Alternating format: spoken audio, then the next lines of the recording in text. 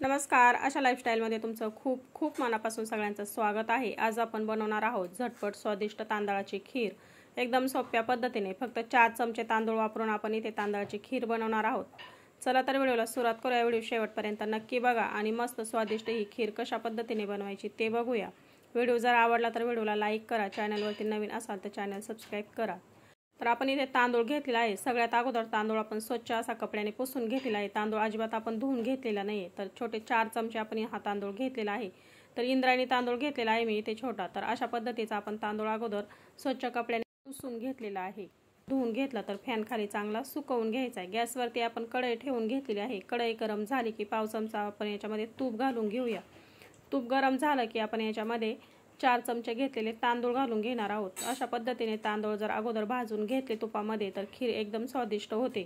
तर बघा आता तूप इथे विरघळलेलं आहे। आपण याच्यामध्ये तांदूळ घालून घेऊया। तर मी मोजून दाखवते तुम्हाला। तर बघा इथे आपण पोहे खाण्याचा जो चमचा आहे तर त्या चमच्याने 4 चमचे इथे तांदूळ घेतलेले आहेत। गॅस कमी ठेवायचा आणि कमी गॅसवरती आपल्याला खमंग असे तांदूळ भाजून घ्यायचे। कमी गॅसवरती 3 ते 4 मिनिटांमध्ये खूप छान पद्धतीने इथे गुलाबी रंगावरती हे तांदूळ भाजून होतात। अशा पद्धतीने आपल्याला हे तांदूळ अगोदर भाजून घ्यायचे। बघा तांदळाचा कलर इथे बदललेला आहे।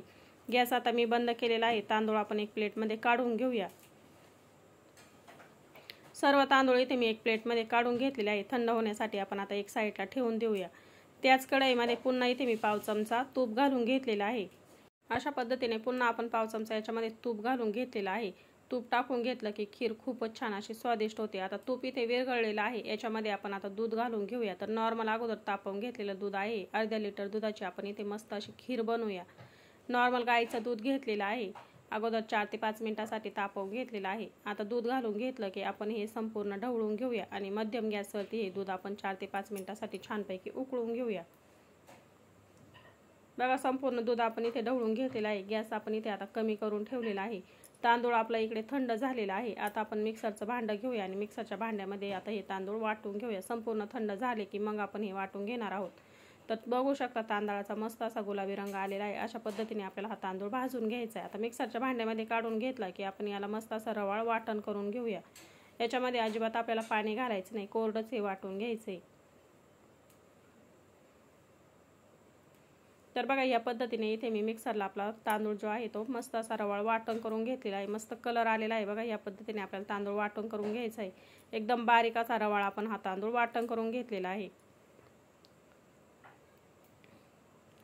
आता इकडे जवळपास 4 ते 5 मिनिटं झालेले आहेत। दूध बघू शकता तुम्ही, मस्त उकळी आलेली आहे दुधाला आणि साय देखील आलेली आहे। एकत्र करून घेऊया।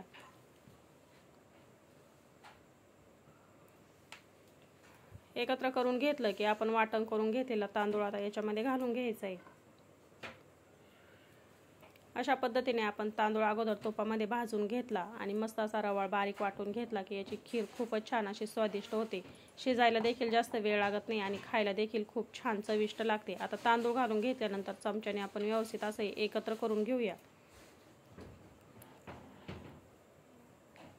तर बघा इथे मी एकत्र करून घेतलेला आहे। गॅस आता आपण पुन्हा कमी करायचा आहे। याच्यामध्ये आपण लगेच साखर घालून घेऊया।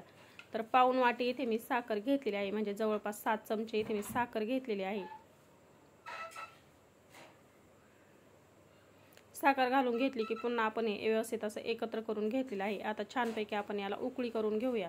तर जवळपास इथे मी 5 मिनिटांसाठी अगदी कमी गॅसवरती ही खीर आपण उकळून घेतलेली आहे किंवा शिजवून घेतलेली आहे। तुम्ही बघू शकता मस्त घट्टसर अशी झालेली आहे आणि कलर देखील याचा चेंज झालेला आहे। आता व्यवस्थित असं संपूर्ण आपण पुन्हा एकदा हे व्यवस्थित एकत्र करून घेतलेलं आहे आणि मस्त अशी दाटसर आपली खीर इथे झालेली आहे। अशा पद्धतीची खीर आपण जर तांदूळ वाटण करून जर घेतली तर मस्त अशी दाटसर खीर होते। जास्त वेळ लागत नाही आपल्याला अजिबात आणि जास्त आटवून घ्यायची सुद्धा आवश्यकता नाही। आता गॅस मी पुन्हा एकदा कमी केलेला आहे, एकत्र करून घेतलंय आणि आता आपण याच्यामध्ये अजून काही जिन्नस घालून घेणार आहोत।